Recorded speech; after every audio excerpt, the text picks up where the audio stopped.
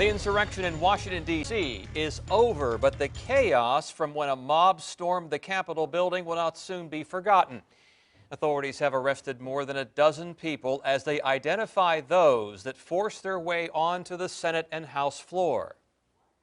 And killed. 3 others died of medical emergencies. Despite the riot, lawmakers certified the presidential election for Joe Biden. And now some lawmakers are calling for President Trump's removal. 10 of your side's Jackie DeFusco has reaction from both sides of the aisle. Today, Virginia's Democratic senators blaming President Donald Trump for inciting his supporters to attack the U.S. Capitol. Both are joining a push to invoke the 25th Amendment, which could force the president's removal just days before the inauguration. Here's Senator Tim Kaine. This Trump-inspired riot yesterday will be his legacy, and he will be remembered for the rest of American history for death, division, and depression. Lawmakers on both sides of the aisle are calling for insurgents to be prosecuted to the fullest extent of the law. Now Senate Intelligence Committee Chairman Mark Warner demanding an investigation into how this security breach was allowed to occur.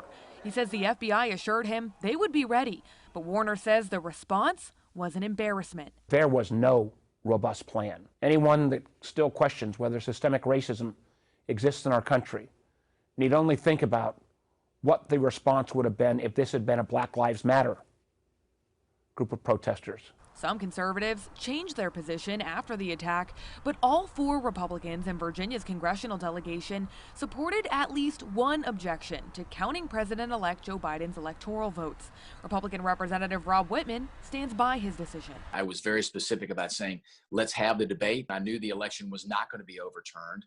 I knew, too, that Vice President Pence didn't have the constitutional authority to do anything other than just open the envelopes. In interviews today, both Whitman and Republican Representative Morgan Griffith condemning the violence, but not taking a stance on efforts to remove the president. We asked Griffith if Trump played a role in starting the riot. I do think that the president's comments yesterday did not help to calm that situation down and did, in fact, make it worse.